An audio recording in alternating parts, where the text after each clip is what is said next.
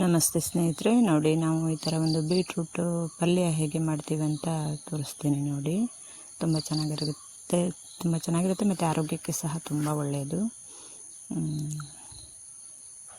ನೋಡಿ, ಅನ್ನಕ್ಕೆ, ಚಪಾತಿಗೆ, ದೋಸೆಗೆ, ಇಡ್ಲಿಗೆ ಯಾವುದಕ್ಕೆ ಬೇಕಾದರೂ ಆಗ್ಬೋದು. ನೋಡಿ, ಈ ಥರ ಒಂದು 1.5 kg ಆಗೋಷ್ಟು ತೊಗೊಂಡಿದ್ದೀನಿ ನಾನು ಬೀಟ್ರೂಟು. ನಿಮಗೆ ಹಾಗೆ ಬೇಕೋ ಹಾಗೆ ತೊಗೊಳ್ಳಿ. ಒಂದು ದೊಡ್ಡದು 3 ಟೊಮೆಟೊ, ಹಸಿಮೆಣಸು ಮತ್ತು ಈರುಳ್ಳಿ ಮತ್ತು ಒಗ್ಗರಣೆಗೆ ಸ್ವಲ್ಪ ಬೆಳ್ಳುಳ್ಳಿ ಜಜ್ಜಿ ಹಾಕೋಕ್ಕೆ ಇದು, ಮತ್ತು ಸಾಸಿವೆ ಸ್ವಲ್ಪ ಬೇಕು. ಈರುಳ್ಳಿ ಹಾಗೆ ಸ್ವಲ್ಪ ಜಾಸ್ತಿ ಹಾಕಿದರೆ ಚೆನ್ನಾಗಿರುತ್ತೆ, ನಿಮಗೆ ಹೇಗೆ ಬೇಕೋ ಹಾಗೆ ಹಾಕ್ಕೊಳ್ಳಿ. ಬೀಟ್ರೂಟ್ ಮಾತ್ರ ಸ್ವಲ್ಪ ಚಿಕ್ಕದಾಗಿ ಹೆಚ್ಕೊಳ್ಬೇಕು. ಮತ್ತು ಇಷ್ಟು ತೆಂಗಿನಕಾಯಿ ಹಾಕಿದ್ದೀನಿ ನೋಡಿ, ಅರ್ಧ ಆಗೋಷ್ಟು. ಸ್ವಲ್ಪ ಚಿಕ್ಕದಾಗಿ ಹೆಚ್ಕೊಳ್ಳಿ ಬೀಟ್ರೂಟು. ಬೇವಿನೆಲೆ ಎಷ್ಟು ಇದು ಒಗ್ಗರಣೆಗೆ ಹಾಕ್ಕೊಳ್ಳೋದು. ಅದು ಒಂದು ವಿಡಿಯೋ ಸ್ವಲ್ಪ ಸ್ಕಿಪ್ ಆಯಿತು, ಅದು ಮಧ್ಯ, ಹಾಗಾಗಿ ಹೀಗೆ ಹೇಳ್ತಾ ಇದ್ದೀನಿ. ನೋಡಿ, ಅಂದರೆ ಫಸ್ಟು ಎಣ್ಣೆ ಇಟ್ಟು ಬಿಸಿ ಆದಮೇಲೆ ಸಾಸಿವೆ ಹಾಕಿ, ಬೆಳ್ಳುಳ್ಳಿ ಜಜ್ಜಿ ಹಾಕಿ, ಆಮೇಲೆ ಹಸಿಮೆಣಸು ಹಾಕಿ, ಆಮೇಲೆ ಬೇವಿನೆಲೆ ಹಾಕಿ, ಆಮೇಲೆ ಇದು ಹಾಕೋದು, ಈರುಳ್ಳಿ ಹಾಕೋದು. ಈರುಳ್ಳಿ ಎಲ್ಲ ಸ್ವಲ್ಪ ಫ್ರೈ ಆದಮೇಲೆ, ಚೆನ್ನಾಗಿ ಫ್ರೈ ಆಯಿತು ಅಂದಮೇಲೆ ಇದನ್ನು ಹಾಕಿ ನೀವು ಟೊಮೆಟೊ ಎಲ್ಲ ಹಾಕ್ಬೋದು. ಇವಾಗ ನೋಡಿ, ನನಗೆ ಅದೊಂದು ವಿಡಿಯೋ ಒಂಚೂರು ಸ್ಕಿಪ್ ಆಯಿತು, ಗೊತ್ತಾಗಲಿಲ್ಲ. ಹಾಗಾಗಿ ಅದಕ್ಕೆ ಫಸ್ಟು ಸಾಸಿವೆ ಹಾಕಿ, ಆಮೇಲೆ ಬೆಳ್ಳುಳ್ಳಿ ಹಾಕಿ, ಆಮೇಲೆ ಬೇವಿನೆಲೆ, ಹಸಿಮೆಣಸು ಯಾವ್ದು ಬೇಕಾದರೂ ಹಾಕ್ಕೊಳ್ಬೋದು.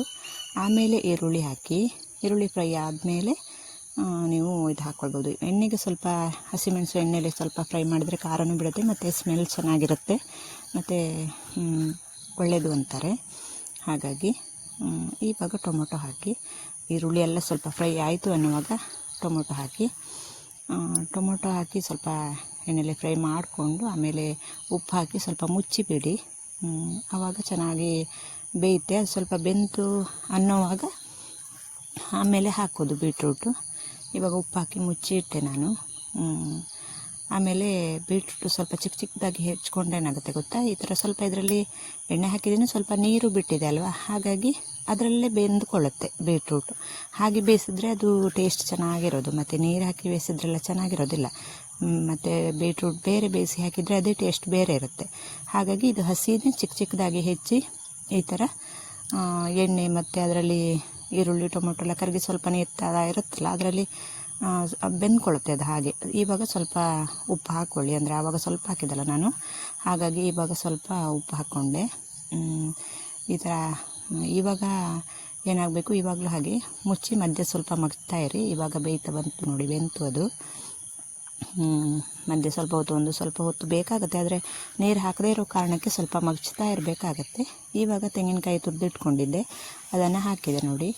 ಇವಾಗ ಇದು ಮಾತ್ರ ತುಂಬ ಹೊತ್ತು ಏನು ಬಿಡೋದು ಬೇಡ. ಇವಾಗ ಜಾಸ್ತಿ ಇದಕ್ಕೆ ಏನು ಅಂದರೆ ನೀವು ಸ್ವಲ್ಪ ಮಗ್ಚ್ತಾ ಇರಬೇಕು, ಇಲ್ಲಾಂದರೆ ಸ್ವಲ್ಪ ಅದು ಇದಾಗತ್ತೆ. ನೀರು ಜಾಸ್ತಿ ಇಲ್ಲಲ್ಲ, ತುಂಬ ಏನು ಮಗ್ಚೋದಂತಲ್ಲ, ಸ್ವಲ್ಪ ಹೊತ್ತಿಗೆ ನೋಡ್ತಾ ಇರಬೇಕು.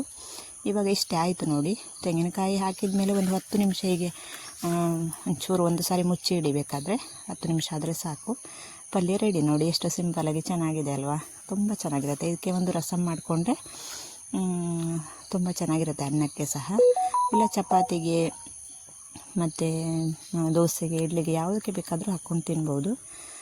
ಚೆನ್ನಾಗಿದೆಯಾ ನೋಡಿ. ಚೆನ್ನಾಗಿದ್ದರೆ ಒಂದು ಲೈಕ್ ಮಾಡಿ, ಶೇರ್ ಮಾಡಿ, ಸಬ್ಸ್ಕ್ರೈಬ್ ಮಾಡಿಕೊಂಡೇ ನೋಡ್ತಾ ಇದ್ದರೆ ಸಬ್ಸ್ಕ್ರೈಬ್ ಮಾಡ್ಕೊಂಡು ನೋಡಿ ಸ್ನೇಹಿತರೆ.